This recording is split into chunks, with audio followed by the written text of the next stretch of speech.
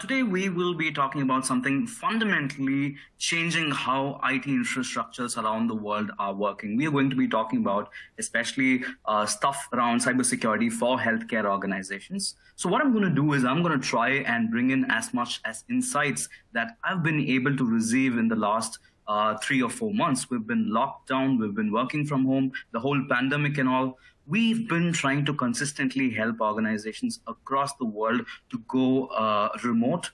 A lot of healthcare organizations, as well as we speak, have doctors and other employees who are consulting, who are also offering remote consultation, who are, accessing your systems in and out via VPN connection, so on and so forth. For other industries, working remotely could have been an easy job, but then when it comes to healthcare, it's a lot more challenging. First of all, I'd like to start by thanking you all personally for making it possible for a lot of organizations and healthcare organizations in your country for keeping the lights on and being able to be in the front line and help a lot of people in need. So thank you so much for that. And what we intend to do today is to try and see how can we get the speed to kind of mitigate what's going on right now, because as we speak, a lot of cyber security problems are arising, especially ones around EHR. Electronic health records are the target right now as we speak. It's a little disheartening to see attackers stooping down to this level to kind of take advantage of the situation right now. It's not just healthcare where workers are working remotely or employees are working remotely. Across different divisions, identity access management is changing. A lot of us, when we try to provision access for our employees, be it our doctors trying to connect remotely, trying to collaborate via all these web conference applications, or so on and so forth, or their identities as such going on the cloud, we see a tremendous movement towards how identities are being managed, especially the adoption of cloud technologies like Office 365. Now 700% spike, and that is a big deal. It's a big number. So we're going to be talking about how has the whole identity access landscape changed, and how does it have a straightforward impact on how do you handle your cybersecurity? Because no longer we're going to be talking about network security. The future is where you talk about identity security in the forefront, where your identities form the very perimeter itself. So that is a game changer for a lot of IT organizations. So we are going to try and understand how do we get to speed. So that is the agenda right here. And the bottom line is, when users who have gone remote for the first time, if they're trying to access your systems via, let's say, VPN, they're trying to do something of that sort, how secure is that? If they're probably bringing their own devices and then they're trying to log into your systems, do they just bring their own devices? Aren't they also not bringing their own vulnerabilities along? Now, we're going to be talking about a wide spectrum of how the whole cybersecurity landscape is evolving, and that is pretty much the agenda for the day. When you see right here, it looks like things are pretty normal, but then when an attacker looks at it, all that they see because doctors round the clock are working just to help people, and there could be attackers out there who are looking at healthcare records, who are looking at opportunities to probably crack through your system, because all that the attacker wants to do is to look for behavioral patterns, keep a close tab on what's happening in organizations of this sort, find that one loophole and strike. And when they do it, it's a little challenging with your existing systems, with your existing protection in place or your identity access management. There's how much you could do. In fact, a while ago, Microsoft had come clean saying that there's this big problem with your infrastructure. And now, if you're an organization who just moved to the cloud and you're setting up hybrid and you fast track the whole thing, now you have to be all the more concerned, because based on the infographic that they gave away, it takes not more than 2 days for an attacker to kind of compromise the domain admin credential once one of the accounts in your network is compromised. Now, we are talking about a situation where there are a lot of employees, where there are a lot of users who are not ideally a part of your organization. You have a lot of people working from outside trying to access your domain, and it becomes really difficult for you to pinpoint to that attacker to find out. And not just that, what happens later is all the more difficult to track, because we are talking about data exfiltration that's happening at a huge scale, and it's becoming very, very difficult with the fact that when you're trying to battle out all this, the attackers try to fly under the radar, and it's taking longer than usual. That's the observation that we've made talking to a lot of CISOs and CTOs in the last couple of months. It's an obvious fact. One common assumption with which I'd want to probably request you to work with is that you can start considering the fact that you're already under an attack. There's an attacker out there definitely interested in your patient details, in your healthcare records, and they consider this highly important because there's a lot of PII in it, and they'd want to probably take that, exfiltrate that, not even talking about the whole deal with compliance like HIPAA, that comes later, but the kind of sheer pressure that organizations go through when they try to recover, that becomes overwhelming. And as we speak, not just in the United States, across the world, healthcare organizations are the target. Especially if you notice a couple of months back, just about a month back, United Kingdom, they have their National Health Service, the NHS. They were a victim, and then a lot of patient records were lost. The World Health Organization was attempted. There was an attempted cybersecurity attack on that. And then this is the trend right now. And as we speak, India is no exception. We keep receiving malicious emails. Phishing attacks are on the rise. They pretend to be the World Health Organization. These attackers send out legitimate-looking emails asking our users, to log in, to give away their data. In fact, one of our biggest financial institutions had a problem a while back. Users went on to give away their critical records, their credentials, and even before the entire security came crumbling down. Now, if you're probably wondering as to why is this important, why is phishing a problem right now, why are these COVID-19 scams a problem right now, you'll have to understand that these are the same devices with which your users are going to be accessing your corporate network as well. Now, back in the day, while they were at work, things were a little easier. While they're offering remote healthcare, it becomes all the more little challenging. So I'm going to try and incorporate as much as real-time information and knowledge that I've acquired talking to CIOs and CTOs of healthcare organizations. Try bring in a few case studies through the webinar. All right, let's quickly get into today's session. I've broken down the session into two parts. The first part where we try and address the elephant in the room. What are the problems healthcare organizations are facing with respect to cybersecurity, predominantly around data security? We'll be talking about that. We'll be pretty much dealing with concepts like privileged access management and how user behavior analytics can come into the picture. And through, when we discuss all this, HIPAA keeps surfacing with every single point that we try to comprehend, that we try to solve. And yes, towards the end of the session, the rest half of the session, probably the last 10, 15 minutes, I'll try and teach you as to how to tackle these challenges. First, understanding what we are pitched against or pitted against is absolutely important. And that's where we start today's session. So fortifying your electronic health records.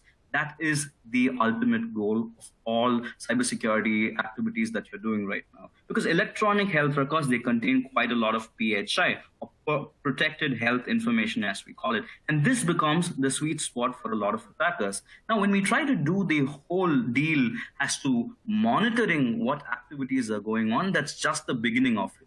You'd probably want to keep a full-on tab on data access governance. You'd want to start by keeping track on places to look for wherever your health records are stored. You'd want to tag these records as mission-critical data and have them all backed up every now and then. Now, when we're talking about health records, these can be stored in various units. It can be on your Windows server, it can be on your Net app, it can be on your EMC environments. You never really know. They're spread across multiple places, and keeping a tab on their file integrity is of utmost importance. At any given point in time, you should be able to have a see-through as to who's got what access over what file or folder, what sort of accesses are happening as we speak. Is there a deviation from usual behavior, and is someone accessing more files or folders than they're supposed to do?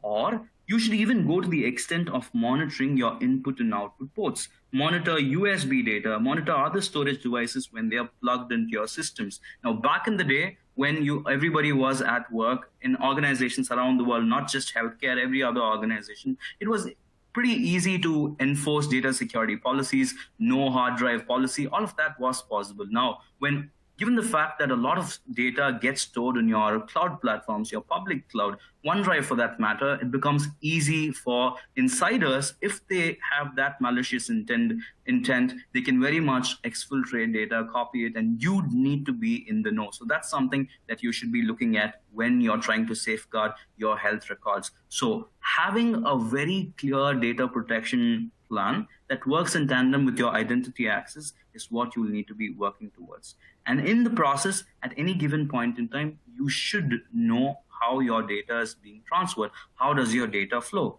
What sort of mechanisms do you have in place? Do you have data discovery in place? If you're on the cloud, are you looking at a CASB solution to ensure that the cloud accesses are brokered? Can you do that? These are the questions that you should start asking yourself. From a framework standpoint, now that we've established that data access governance is at the center of this whole EHR equation, from a model standpoint, I'd probably start with zero trust. That's where we can get started, because when we get the whole concept matched with zero trust, pretty much most of your accesses are contained. You wouldn't really be giving someone more access than they actually require, and that's where zero trust comes in the picture. Now, while all of this is happening, while the network is dynamically changing, it's becoming fluid, while your identities are becoming your perimeter, being able to give users only what they require, and be able to track what privileges are you giving a specific set of user. Among all IAM principles, I think zero trust is where you should start if you're bothered about PHI and EHR. The fact that IT admins have been trying to follow zero trust for quite a long time, and it's not been able to be implemented real time, always boils down to the fact that the correlation between IAM and data access governance has been that challenge that we are trying to solve right here. And when we are trying to solve this challenge, it's all about privilege delegation. So if you can get that aspect of it solved, if you can go forward with a least privilege approach, start by getting granular, say who gets what access at an OU level, at a group level. Now, if you're looking at a cloud application like Office 365 or G Suite, again, can you get still granular at an attribute level? Now, these are the questions that you should probably be asking. So it all boils down to least privilege and zero trust working hand in hand. And how do you plan to go about doing that is the million-dollar question right here. Now, you have provisions inbuilt with your identity access management. You could do the delegation of control wizard. You could probably use the Office 365 delegation control center. But what are the aspects of delegation should you be absolutely sure about? Because we're talking about bringing in multiple stakeholders. Healthcare help desks are also pretty prevalent. Now, what level of access are you going to give these help desk folks to perform a specific task? Would you want to probably give them direct access on your identity platform itself, or would you want to adapt a method of impersonation? So these are the questions that you should ask yourself if you're trying to implement least privileged or zero trust. I've kind of listed the critical actions that you should probably be reevaluating when you're giving someone credentials or provisions or privileges, because most of the time we end up giving more privilege than a user actually requires. It could be a couple of actions like group membership modifications. Now, this is where the whole deal with privilege escalation comes into the picture. Now, if they're able to modify group memberships with that ease without any monitoring in place, then that's a challenge. If they are with a malicious intent, even before you could know, a lot of damage can happen. And so is the case with user management activities. So it boils down to that fact as to how do you go about trusting your employees, trusting those with privileges, and what do you do to track the whole thing? So we're talking about auditing your technicians. Now, when it comes to looking at a solution, my recommendation to you would be to find out an identity access management solution that sits on top of your existing directories and ensures that there's just one absolute touch point, probably a solution that can sit on top of your AD with just one account, and every other user account or every other technician who essentially wants to log in has to go through the IAM solution that you have in place.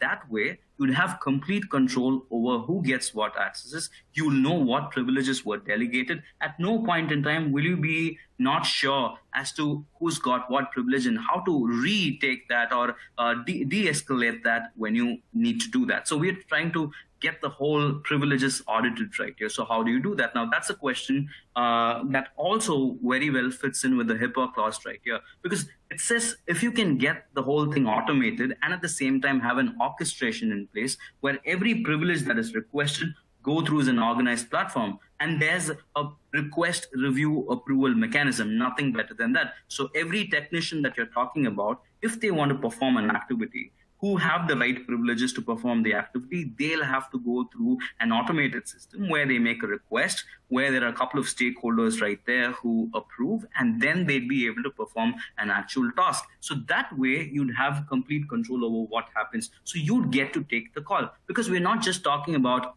the IT folks. We're talking about non-IT to having a say in accessing data, because most of the time it's non-IT folks who have access or make requests for files and folders or make requests for patient records. And how do you go about containing that, or how do you go about orchestrating that is the question. So the clause that kind of backs the argument up is the 164-308. When you try to reduce the risk and vulnerabilities, automation is your way out, because we are trying to probably do the whole thing. It also probably can take into account that it's not just identity access, but also data governance with your inactive accounts, with your stale accounts, all of that being cleaned up. So now we're trying to do a 360-degree user life cycle at the same point. Users get onboarded, users get privileges, and users try to use these privileges. When you have a 360-degree control over what accesses they have, it's easy for you to monitor and revoke that when they're not supposed to do an action. When you find that out, when you have that bird's eye view on changes that are happening, be it on your Active Directory, be it on your group policies, that's the way to go forward, because we're talking about micro level changes that are happening to group policies, and if something goes wrong, your entire system can stall. So you would at any given point in time want to monitor what changes are happening on your GPOs, especially if you're talking about business continuity. This is one of the requirements for you to ensure and monitor at any given point in time. And when it comes to how do you tackle post a GPO change, you'd probably want to have a recovery solution. So this all boils down to having your DAG also to work parallelly with your disaster recovery plan. So if there's a modification that was unintended and you want to recover that, having that bird's eye view that will quickly inform you of a potential change, of a potential modification, of a configuration change that happens, you'd be able to get on top of the situation, use your privileges to recover to a better known recovery point or a restore point. That's the idea of having a GPO change and Active Directory changes audited. Now, when we're talking about privileges, again, it all boils down to assigning the right privileges. When users tend to use their privileges for activities that they're not supposed to be using, that's where the whole concept of privilege creep comes from the picture. And it becomes difficult to track this because of all the data transactions that are occurring while your users are working remotely. And that's the challenge, not just in healthcare organizations, across the globe, across industries. This has become a big problem. And analytics can come into the picture to save the day. We're talking about user behavior analytics. If there's a privileged user, or probably a user gets privileges for the first time, there's an escalation of a privilege, and they go about using these privileges to perform tasks that they've never performed before, that's a red flag moment. You should be notified. In fact, if you can have context around it saying, this user never has accessed this file or a folder and has gone ahead to make modifications to the file or a folder, and there's an unusual volume of activity. This user has gone ahead to change the group privileges for other users in the organization. So these are classic signs of attacks and privilege escalation or privilege misuse for that matter. So that's how you go about using analytics to identify how you grant the right privileges for the right users. Now, when you know that someone's having excess privilege, and with your analytics, you're able to spot the deviation behavior, you should also have the provision to curtail that or contain that where you have the workflow in place. So a while back, I was talking about orchestrating the whole privileged assignment or privileged entitlement management, where you get the whole thing orchestrated one flow after the other, where you have a clear-cut portal where someone makes a request for a group membership, for a file or a folder access, and everything passes through the portal, and thereby you have a clear-cut record or a trail as you'd want when you are doing a root cause analysis, just in case if something goes wrong. So data is involved at every step, and that's the reason we want to be extra secure.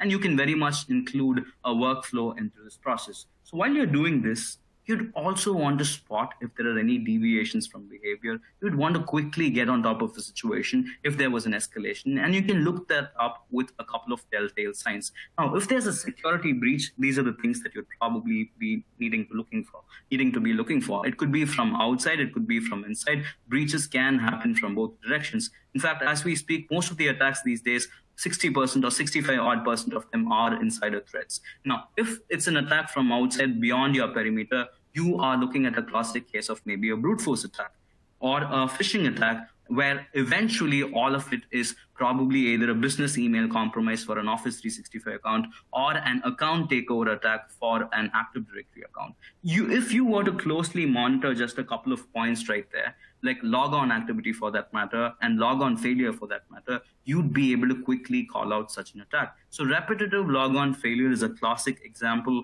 And if you have a threshold set for it and a threshold-based alert configured, you'd be able to get on top of the situation and mitigate that issue. So is the case with modifications done to your critical objects. So is the case with dormant accounts becoming active all of the time. Now, here comes automation once again. Now, dormant accounts in organizations are definitely a pesky problem, because when you do not have these accounts removed, you never know when they can go live. When an ex-employee wants to take back access and try to exfiltrate some data, have their backdoor left in all these dormant accounts, this could be a major vulnerability in your organization. So as a best practice, you can start looking for activity on dormant accounts. In fact, right now, I'd want to probably give you a recommendation. Now, if you're looking at, catching hold of a potential attack or an attacker trying to access these accounts, you could set what are called honeypots. You could have pretend accounts that have names or account attributes that kind of impersonate or proxy for an administrator user or a user with service privileges. Now, when an attacker or an insider tries to access these accounts, you can have a red flag set. You can quickly pinpoint to where the attack originated. You can get on top of the situation and mitigate or contain the attack and probably kick out the user to or block their access henceforth. So that's how you go about handling inactive or dormant accounts. And activity in terms of volume, be it file or folder activity, be it user management activity, if there's a deviation there unusual, this is a classic sign of a security breach. Lockouts happening over and over. Now, lockouts are probably your first line of defense along with passwords. If there are repetitive account lockouts, then you should definitely be concerned about a password spray attack. Multiple accounts being compromised simultaneously or multiple accounts being locked out simultaneously, you should probably initiate an organizational-wide password reset. So through today's webinar, I'll also probably give you a tip or a trick to kind of mitigate the whole problem of a brute force attack and a password spray attack. So do hold on. So at this point in time, it's become obvious that it's challenging to keep a tab on both insiders and attackers from outside. So the easiest thing to do again is to leverage machine learning and artificial intelligence. What if you can draw baselines for every user? What if you can draw a risk profile for every user out there? Based on their past behavior, you can start drawing a risk profile for a user. Now, let's say Jay is a user who logs in every day at 9 in the morning and logs out at 6 in the evening. So this is my usual behavior. I log in from India, and I log in from a specific device. I log in from this specific IP range. So there are multiple biometric factors that are associated with my account at any given point in time. And if I can draw a profile with these parameters for every user who's trying to access your system, nothing better than that. And these parameters aren't blanket values. You don't have the same values for every user. You draw risk profiles based on a specific user's activity. And the best part is, it does not just stop with Active Directory user accounts. You can have the whole thing correlated with your cloud accounts as well. So you'd be at any given point in time absolutely sure as to what their profile is, and if there is a deviation from their usual behavior in terms of the geographical location from where they're logging in. Because now, as we speak, a lot of users are operating from a remote location and probably trying to use a VPN or probably trying to RDP into their systems. Now, that could be a challenge, and you'd want to know which are the devices that are already tagged under that user, which is the IP that is already marked under the user. If there's a deviation, if there's a lower IP with a lower reputation score, you would quickly want to get on top of the situation. So it boils down to using machine learning in your advantage to detect any anomalous activity. And when it's anomalous activity, like I told you, it could be in terms of volume, the time of the day when it's happening, because attackers, for some strange reason, like initiating attacks when no one is around in the middle of the night. Now, this is a classic case, and you'd be surprised as to how many users within your organization already work in various hours. It becomes a little difficult to track when there are users working in different time zones, users who are working on different projects. Especially in a hospital setup, you know how difficult it is. You know how in a healthcare setup, you have users working around the clock. So user behavior analytics has to be your go-to solution with respect to identity security. And if there is any deviation in terms of access to files or folders as well, you should be in the know and you should be on top of the situation. Because here, when we're talking about first-time accesses, a lot of users would have never accessed a critical file or a folder in a specific server. Let's say they're probably restricted from doing that, and for some reason they had a privilege escalation, they figured that out and they're accessing it for the first time. You should be the one who's first to be informed. So it all boils down to having the right activities or having the right metrics tracked. Now, again, if we are able to just track one parameter, let's say logon activity, that would give you tremendous insight. Why would I say this? We're talking about attackers from the outside and attackers from the inside. If you can track just logon activity, just hear me out, okay? When you look at logon activity, let's say there are successful logons, a few successful logons, multiple logon failures. After a while, then there's probably an application access, an access to a medical record. There is some bit of data that is probably attached over an email and sent across. Now, this seems like a very normal thing. Logon failures, great, happens all the time. Logon success, yes, you can't say anything about that. Data being accessed, yeah, absolutely fine. But when I correlate the whole thing to just one source, all right, repetitive logon failures happening in under less than 1 minute, followed by one successful logon, and that same account accesses a critical. Doesn't this seem a little scary when I put it like that? Now, this could be the ideal case of a brute force attack. And when you're able to correlate all these pain points together, when you're able to put that story together and connect the dots, you'd be able to draw a lot more insights and you'd be able to secure your data better. Now, we are talking about compliance regulations that require you to keep a track of your audit logs, keep them archived. But again, what do administrators have? At best, what we have in Active Directory is the event viewer. And going through the event viewer to do a root cause analysis is as good as finding a needle in the haystack. It's very difficult. So you'll have to start looking for solutions that can draw all of that together, have that consolidated into one contextual story for you to consume, for you to react, for you to acknowledge and go forward and probably respond to that situation. There are multiple other cases like remote desktop activity and island hopping where attackers, this is a classic case where attackers don't stop with just one account. They try to go to as many accounts as possible, compromise as many accounts as possible. They do that till they get hold of the domain admin. And even before you know, a lot of damage already happens. So you need to be able to track that context. So the example right here very clearly shows that there was an unusual logon activity, and the logon activity was for a user who usually signs in at this working hour, and then there's activity happening at 5 a.m. in the morning while the user has never ever done that before. So this is definitely a telltale sign. There's some deviation in behavior, and so is the case with lateral movement. They start at one point, they compromise one of your endpoints. It could be a cloud account too, given the fact that Office 365, Azure AD, and all of that work in tandem right now. If one account goes down, and there's password fatigue also, a classic case. Users tend to use the same passwords across identity. So if one credential is compromised, even before you know, multiple endpoints come down. And you know how insecure Active Directory is. With just basic LDAP queries, someone would be able to find out a lot of information with just basic read privileges in Active Directory. In fact, find out who the domain admin is, crack the domain admin 2 and your entire network security is down. So what do you do about it? So you need a provision to detect lateral movement. From where did it start? Where did it originate? What was the target? Where did the attacker want to go? Did they get a successful access? After the access, what were the records were they targeting? Because attackers do a good job of doing a proper reconnaissance. They get into your system, they find out where exactly all your critical data is stored. Probably they initiate a ransomware, or probably start exfiltrating data. So being able to detect that lateral movement again is very, very important right here as we speak. So through and through, be it users working within the organization or be it users accessing via a VPN connection, you should be able to figure out who is plugged into your system at all times. If you're talking about remote users, you should have a clear-cut view of who are the remote users who've signed in. How long are their sessions going on? Have there been any repetitive logon failures for VPN failed logons? Who are the top users who are connected to all the time? Who are the most vulnerable users prone to attacks?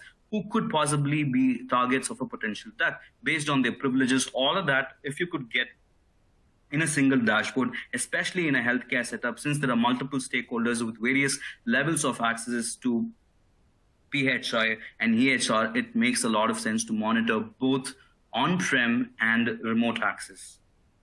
Now, when there are deviations, you have to be notified. And when you get notified, it's important that you don't keep getting false positives. You should be able to act on what's the most critical thing. So look for solutions that do threat intelligence, that do correlation, and put forth only those situations that you have to take immediate attention for.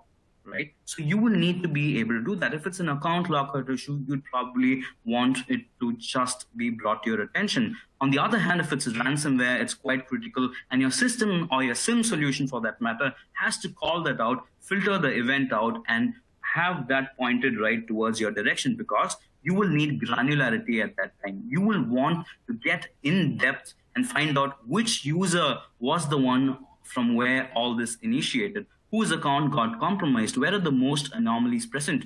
The user behavior analytics that we just pointed out gives you what is the risk score, tells you how exactly is the user not who they claim to be. The geographical location is different, the time zone is different, the device from where they're logging in is different, multiple parameters are different, first time access is installation of software, and you would be able to pinpoint to that user and you'd get the entire history of every activity that the users performed. So this will be a game changer when you back it up with the right alerts, get on top of the system, help your UBA, or your UBA helps you to understand who that user is and why are they anomalous. And if you can get granular reports of this sort, you'd be able to quickly mitigate a potential attack. If an intruder breached into your system, you'd be able to thwart the attack. And in fact, even before they could install the malware, you would know that the process of that sort got initiated.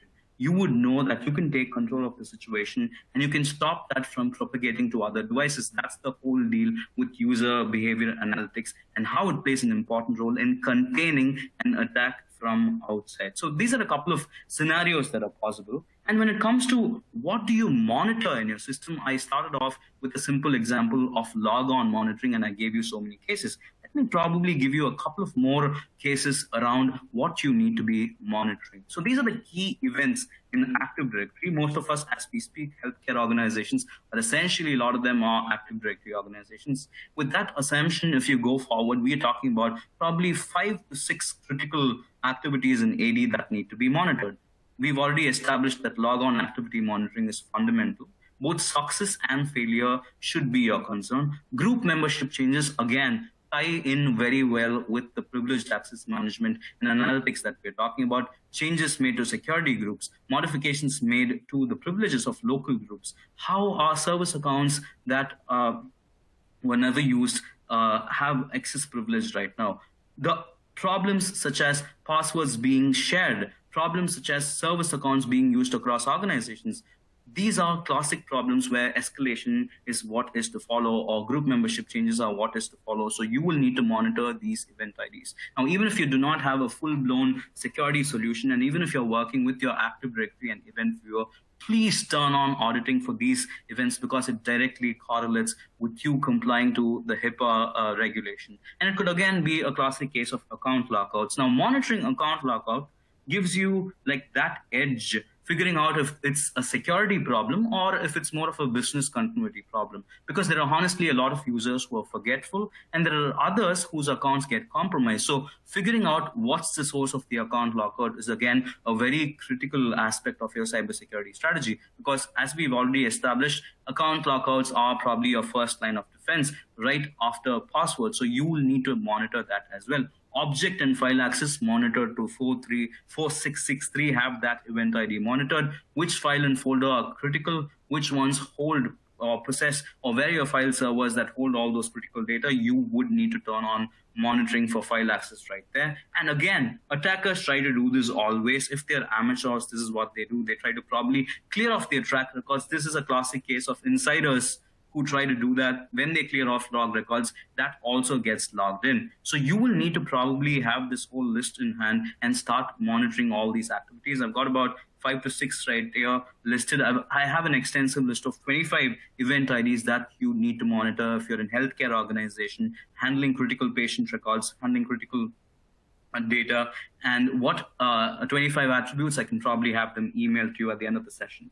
All right, so we're talking about key AD events that you need to monitor. So far we've been talking about different sorts of attacks. We figured out what were the telltale signs. Now we're talking about what AD events are you supposed to be monitored. Now, can we, given the fact that we have so much data, can we prevent these insider attacks? Yes, as a matter of fact, totally possible. If you start correlating logs like I told you, if you have dynamic baselines like I told you, monitoring escalations again, and the crux of it is to automate your incident response. So we've kind of covered pretty much all the first 4 points. And the next obvious course of action is, can we do this even when we aren't around? Can we get the system to do a mitigation or an incident response? We're talking about first notifying the right stakeholders, figuring out where is the attack happening and pinpointing or triangulating to the attack vector or the origin of the attack, and then also triggering your recovery mechanism where you either cut out the user, where you kick out the user, where you stop their session, and then try to patch it right away. So automated scripts in the tools can probably help you not just alert, but also cut out those users and quickly start fixing the problem that you have at hand. So you'll want to shut down them, you'd want to disable their access, anything that they have, and disconnect them right after you figure out that something's gone wrong. That's the first course of incident response that you need to have when it's an automation that we're talking about. Now, that's just the part where you try to figure out who's the attacker. We've already got enough tools like UBA to pinpoint who's the attacker, find out and get granular. And now also you have automated scripts that can go forward and be intelligent about their counteraction and stop the attacker, get them off the session. If they're on a session, lock them out, log them off. That's absolutely possible. But what if the attack already started happening? What do you do to recover your data? Because your data is critical and you'd want to recover ASAP. Your RTO, your recovery time objective, and your RPO, your recovery point objective, are very stringent if you are a healthcare organization. So look for solutions that give you the provision to be absolutely sure about your records and backups for your records. Now, incremental backups are again quite important because you wouldn't want to back up the whole goddamn thing, but rather just pinpoint and get that one aspect or one file or a folder or that chunk of data that got compromised restored, because we are talking about getting back on track ASAP. And backup retention, most of your platforms like Active Directory or Office 365, they come with a lot of restrictions as to how long can they hold audit data. Office 365 classic case, 90 days. You would have to get expensive add-on to extend how long you want your data to be stored. So look for solutions that can get data across your identity platforms or your target systems all backed up in under one simple console. Being able to access all of that at your will is the critical aspect of quick data recovery or a disaster recovery action. And AD rollback, again, a classic case, you'll be able to you should be able to undo wrong changes that have happened. So in terms of privilege escalation, we were talking about how GPOs get modified and why is it important to monitor them. Now, when you figure out that there's a change, the next obvious course of action is to roll that back to a previously working instance. Cross-platform distillation, exchange, on-prem, and restart free recovery, one of the most important things, because in healthcare, high availability is crucial. You can't have your systems go down at all at any given point in time. You should be up and running. So restart free recovery also is quite important. So this is around strategies to help you get back on your foot ASAP. Now, how do you secure your data is whole another game. I have a simple recommendation for you, what I call the 3-2-1 backup rule. At any given point in time, ensure that you have 3 copies of your data, 2 of which are stored in a different storage media, right? And 1 of your copies has to be stored probably in a different geographical location. Since most of the regulations require you to save your data within the country, try preferring a cloud storage for that matter, or a secure off-site physical storage. You could always rely on this rule, and for almost all scenarios, this rule proves to be useful. If there's a calamity, if your on-prem data is destroyed, you'd still have a backup that's outside your office so you can recover. If one of your storage media, there was an EMP and data got wiped out, you'd have other storage media from where you can recover. So at any given point in time, when you have all your records done, backed up by the 3-2-1 rule, this is a industry standard. If you get this done, your valuable data stays with you and there's no loss at that point in time. And earlier I was talking about RTO and RPO and why is it critical to minimize this, especially for healthcare organizations. Now, for those of you who are new to it, recovery time objective is how long can your institution or your organization can hold the damage due to the data loss. And recovery point objective is how far should you go back in time with your data records to recover, and how far is going to also equate to the cost of your data storage. So at any given point in time, when you have your backup strategy set right, your recovery point objective need not be that far.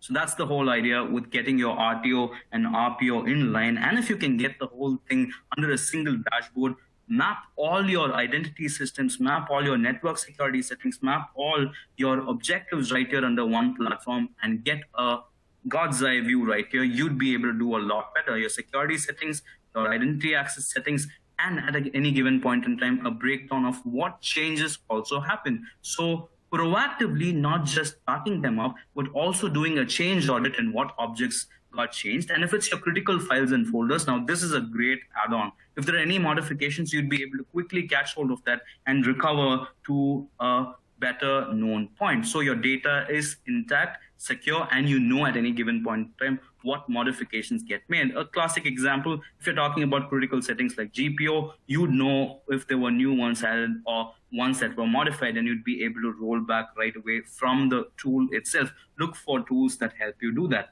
Now, if you've pretty much covered all that I've told you right now, if you plan to set up the best practices that I gave you right now, you're pretty much sorted for HIPAA, like probably 50% sorted for HIPAA already. And I have a couple of more points right here, such as system events and object accesses. And the regulations are mapped right here. If you want to grab a quick screenshot, this is going to be your go-to screenshot for data access governance done right in your cybersecurity strategy. We are talking about object access being monitored, objects that were accessed, ones that were created, modifications that were done to it, the whole deal around how they were handled. You get that bird's eye view with these classes and with these aspects of events being monitored. And log on, log off monitoring, I can't stress enough, helps you prevent attacks. System events like system logs and audit logs, when they are cleared, you should be notified. So implementing these procedures for both authorization and supervision of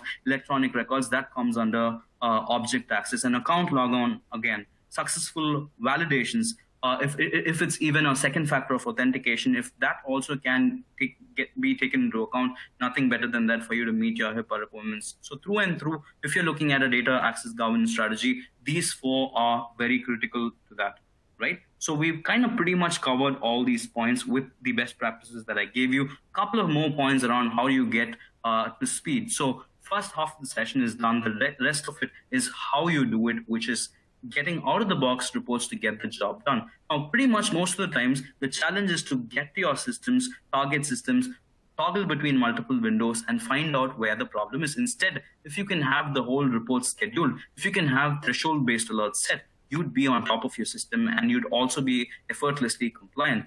Again, HIPAA also has recommendations for password guidelines. If you were to closely notice, HIPAA guidelines for passwords are very similar to NIST's guidelines or NIST's guidelines for password security. We are talking about stronger passwords equal to stronger identity security and what best practices has HIPAA given, and we'll be talking about that. One other practice, MFA, can't stress enough. We'll be talking about that, and something really, really cool and new, which is adaptive authentication for you to be all HIPAA compliant. Now, out of the box reports, so being able to quickly pinpoint or being able to be in the know all the time, like figuring out what are the accounts that are most vulnerable, where are the most logon failures happening, have there been any compromises or password failures, have there been any account lockouts, is there any activity that's happening in a non-peak hour? You get the whole deal with a simple dashboard. Now, this is something that you'd want your CISO or anybody who's interested in having a bird's eye view get one quick view of this, and you'd know how your security posture is. You'd get real-time alerts on what was the reason for a failure, where did this go wrong, and you'd be able to pinpoint situations where modifications were made to file and folders. The whole deal of reports around file integrity monitoring as to whether they were renamed, whether they were copied, whether there were edits made to them, whether their share permissions were changed, who are the users making the most modifications. You'd be able to find out all that and pinpoint when there's an issue. And likewise goes without saying, user activity too, a couple of reports again out of the box. So all these reports, right, there are about 50 odd reports that you'd probably be needing to avail if you're talking about being compliant to HIPAA. And if they're out of the box, saves a lot of trouble because you wouldn't want to go back to your Active Directory and take screenshots for the changes that had happened. Instead, you should be able to pinpoint the time, the user, the activity, the event, and get hold of records for that. And again, goes without saying, password security, like I earlier mentioned, is a critical aspect for you to be compliant with HIPAA. Now, when it comes to password security, there are a couple of native difficulties with Active Directory if that's the platform that you're using. Now, Active Directory password policies are almost about 2 decades old, and your identities are your first touch point. Once they're compromised, we've seen that attackers can easily get in and exfiltrate data. How secure is just your AD password policy? There are multiple loopholes in it, like the ability to not be granular. Though there's fine-grained password policy, unfortunately, it's not as fine-grained as it's supposed to be. Though there are policies for complexity, they aren't as complex as required. Now, attackers these days have sophisticated systems with them, and they can very effortlessly crack through passwords within a matter of seconds if your users are still using a password like password at 123 or I love you at 123. These are common passwords. They were the most common ones in 2019, common in 2018, and way before that too. For a long, long time, almost about 2 decades, no changes to the policy at all. And how do you plan to secure your identities, which are the gateway to all the information that's stored in your organization? So the easiest thing to do is to look for a password policy strengthener. Can your existing identity policies or platform be secured by stopping users from using any dictionary words? Can I stop my users from using any predictable pattern? We ran a research and we put this together. There are almost about only 400 different patterns based on which users set their passwords. Very, very predictable. You might think you would have come up with the greatest possible pattern, but turns out there are not many patterns and still they are predictable some way or the other because there's how much permutation and combination of patterns that you can think of. Commonly predictable. Humans tend to set weak passwords because they want easy access. Keyboard waltzing is a classic pattern. QWERTY, 1, 2, 3, 4. These are classic patterns. Using the name of the organization, using the name of the application, having their first name, having their date of birth in the password. Stuff like that can be automatically prevented when you turn this on. It's got a smart algorithm that works in the background to stop, understand context, check which user is logging in, and based on their records, it will stop respective patterns from working for them. You can do that very much, enable that, and save a lot of trouble. So is the case with incremental passwords. Now, password expiry is a big problem. Because when you recommend password expiry, there's this challenge of your users setting weak passwords or just incrementing their passwords just so that they don't want to let go of their old password. So that is again a challenge that all of us handle day in, day out. So stopping your users from using incremental password is definitely a superpower and does help a lot of security breaches be a thing of the past. Now, again, irrespective of all this, if you want it to be still stronger, you have to go beyond the native password policies and say you'd want your users to set passphrases. Passphrases are longer passwords. They're definitely longer than usual passwords, and longer as they are long. I mean, longer the passwords are, the stronger they become and more difficult to crack through because of the whole deal with the entropy being exponential with every new character that gets added. So it becomes really difficult for an attacker to crack through a passphrase. And when you can get the whole thing handed to your users in a very clear format, because most of the times when there are complexities involved, users tend to not adhere to it. If you can have all of this requirements while they're resetting right on their logon screen, nothing better than that. So self-service is also another recommendation that I want to give you, because as we speak, a lot of organizations keep hearing their users calling them up for password resets and account unlocks. We don't want that to happen. So if you get the whole password policy sorted, have them strengthened, at the same time give them clear-cut instruction, most of your trouble is with respect to passwords is gone. In spite of all of that, if you still want to be absolutely 100% sure, because even if they are strong passwords, if they were compromised in the past, they're as good as a weak password. So what we had done was we had got an integration with something called the Have I Been Pwned database. So they do a good job of going all through the internet, finding out accounts that were compromised, passwords that were compromised. They do it on a real-time basis. If they're on the dark web, if these are PII or PHI information of accounts that were compromised on the dark web, they get that back and have that incorporated in the database, and your users will never be able to use a password, be it strong or weak, which was already compromised. So that way you're kind of addressing all security loopholes that passwords eventually have. Now, when users tend to log on, when they repetitively do a logon failure, we've kind of solved the problem of weak passwords. Now, what about the problem of logon failure or accounts being locked out, right? Again, classic case. If you can spot that, nothing better than that. If you can pinpoint that to a specific problem as to whether was it a bad credential, was it a genuine forgotten password and the user was just forgetful, they were trying to do multiple attempts, or was it a bad network drive mapping, or was it a security incident? Being able to analyze the reason for account lockout, again, is quite important. Now, from a security standpoint, both passwords and account lockouts are your first line of defense. So strengthen your passwords and have the provision to analyze the reason behind an account lockout, because it could be things that you would probably forgotten, a stale credential on one of your service accounts, a poor network drive mapping. So all of this could be reasons, and you'd probably be treating the wrong costs. So that's the whole deal, having both your passwords strengthened and your account lockouts analyzed. So through and through, we're talking about identity security as a central strategy for your healthcare cybersecurity. Along those lines, MFA is something that I can just not talk about. We're talking about being flexible. If you're an organization that already is on Azure using one of those platforms, take help of the mobile authenticator that's free of cost. Have solutions that give you the flexibility, such as Face ID or a Touch ID. So make it easy for your users. And majority of your problems, if you're on Office 365, do look up for the Secure Score dashboard. You'd be surprised as to how much weightage the multi-factor authentication gets right there. So when we're talking about MFA, have that as one of your mandatory checklist items to ensure that your identities are safeguarded. Now, of all the recommendations that I gave you today, even if you're going to take some time to implement the others, but please make sure you implement MFA right away. No questions asked.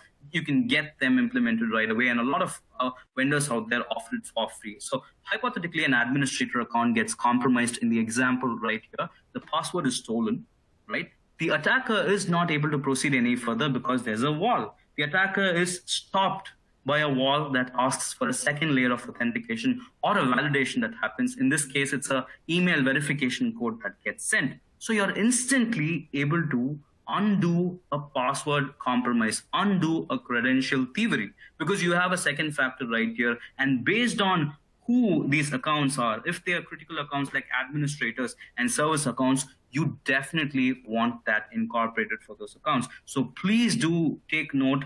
And if you haven't implemented MFA, turn on MFA. And if you're using Office 365 or Azure, you can use Mobile Authenticator, already available for you. Along those lines, just to make it a little cooler, adaptive authentication seems to be the future. Now, we already have the provision to track user behavior, analyze user behavior, and draw risk profiles. We've established that. Now, if there are deviations, why can you not use the same input to stop users with an extra factor? They have to authenticate themselves or solve more challenges or succeed more challenges that you throw against them to prove their identity. So you can contextually stop an access or a logon attempt on files, folders, VPN, servers, anything for that matter with adaptive authentication, because you know if there's a deviation in behavior, your UBA picks that up and your adaptive authentication can step in to stop your users from logging in, or the ones pretending to be your users from logging in. So that's a great add-on that you can probably consider if you're looking at a full-on identity security. And when you're doing all of this, it makes sense to empower your users via mobile applications as well. So look for solutions that do that for you. Send them notifications on their phone about their password resets. Get them to do MFA on their phone. And SSPR via phone, nothing better than that. Absolutely possible. So we have covered quite the ground right here. I started with data access governance. I went on to talk about UBA. We spoke a little bit about how EHR is critical and where it's being stored and how do you audit the whole thing, and how a zero trust approach can be a game changer when you're trying to do least privileged approach, and why delegation is quite important and doing it via the most non-invasive way, letting less number of users have privileges on your system, maybe with a just-in-time access, is pretty important. Monitoring your privileged accounts and auditing their activity and analyzing them is another important factor. And ransomwares can be protected proactively with a threat detection system and a threat response system, and back that up with a recovery solution with the 3-2-1 rule that I just walked you through. Goes without saying, getting your MFA in place is probably the first thing that you need to do today after the webinar. And yes, when you do all this, you eventually end up being compliant to HIPAA. So we've put together a couple of resources. They will be made available at the end of the webinar. Guys, we understand these are tough times. There are a lot of security issues that have just come up because of the whole idea of remote working. We understand that, and we want you to help. We want to help you. Just in case if you have any questions around that, please shoot them right now, and I'll try and take a couple of questions. Over to you, Tracy. Okay, great.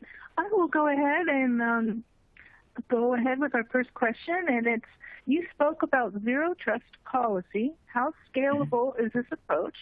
What do I need to do to start implementing an enterprise-wide zero trust IAM process? Lovely. So zero trust is probably the easiest thing to do when you stop trusting your users, when you stop giving them the credentials that they already have. Try to minimize as many number of users who have administrative rights and privileges. Try to do the least privileged route that I asked you to take. And doing delegation right turns out to be the easiest way to achieve zero trust. And you can back up delegation with other processes like workflow. Ensure that at any given point in time, any entitlement that is given gets tracked, gets audited. And if you want to revoke that, you should have a one-click access to revoke that. So being able to monitor, being able to reduce the number of users having privileges on your actual target system, and being able to revoke when you think there's a deviation or a privilege abuse is the whole idea with zero trust and how you go about implementing it. With respect to scale, I don't see a problem with the size of the organization being a showstopper right here. You could do zero trust for all sorts of organizations. Yes, it's possible. Okay, would you like me to ask another couple questions? We're at the top of the hour, but if you have more time, we could do that. Okay. So UEBA seems like the right way to confront insider threats. How customizable is the standard baseline?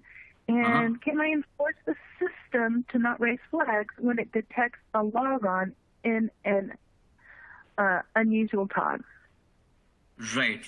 So this is an absolutely fantastic question. The whole idea of UBA is it cannot work with blanket values. Now, when you're talking about an institution like a healthcare organization, you are eventually going to have users who are working around the clock. So having blanket values set, let's say 9 to 6 a.m. is the operation hours, or 7 to 7 a.m. in the morning, so nothing of that sort is going to work. So what we do is to try and do profiles for every single user separately. We don't consider two users alike. And how we draw profiles for users is based on historical data. So if they were logging in every day at 7 a.m. in the morning for one whole week, and then all of a sudden the next week they're logging in at a different time, the system alerts you for the first time. And it also takes into consideration a long range. It looks into 1 month data, it looks into 1 year data, and sees if you're swapping between shifts. So you can very well trust the system to learn your behavior, and if there's any deviation in the behavior,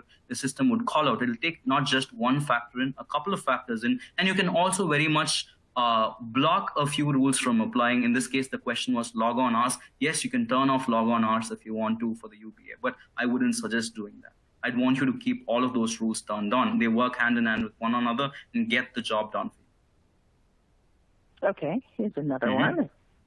Can I configure my threat response to run? Pardon me? Is that okay to move forward?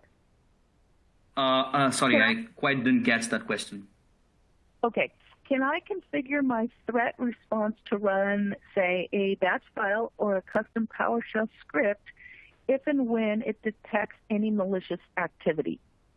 Absolutely, that is possible. That's the whole deal, right? So the threat response has to work in your favor. You have to make the system work for you. So we have a very elaborate 200 plus threat response schemes already built in the product, commonly detected threats. And we also have a threat intelligence system that's mapped into the system, proactively looks for malicious IP address, has like an integration with webroot, ensures that if there are any deviations, those are spotted immediately. And on top of it, we also let administrators who love tinkering with programs, and if you want like a custom action to get triggered, use like a PowerShell script or a VB script to probably kick out a user or any other task, a series of operations. We call them a workflow of operations. If you want to do that, you can absolutely do that. There's provision to set triggers. If this, then that sort of triggers are possible within the tool. Yes. Okay, here's a good one you might like. While delegating AD management tasks to technicians, is there a way to streamline the workflow structures? Absolutely. So we try to take context as much as possible. So we offer identity analytics, and we offer identity intelligence, to be precise. When a specific user is given the provision to make requests, we suggest to the administrator as to who all can be the users in the approval scheme. So when access reviews happen, automatically the right stakeholders can be picked if an administrator wants it to be done that way, or if they want to choose manually as to who has to be the approver in the workflow scheme, they can very much do that. In most cases, based on my experience, I've seen all of them picking automatic. Most of the times it's the line manager who approves the request, or the stakeholder who is responsible for that file, folder, or group who does the approval. So yes, it can be done that way. Okay. And how about if I lose data in the event of a disaster, how quickly can I recover data from my backups?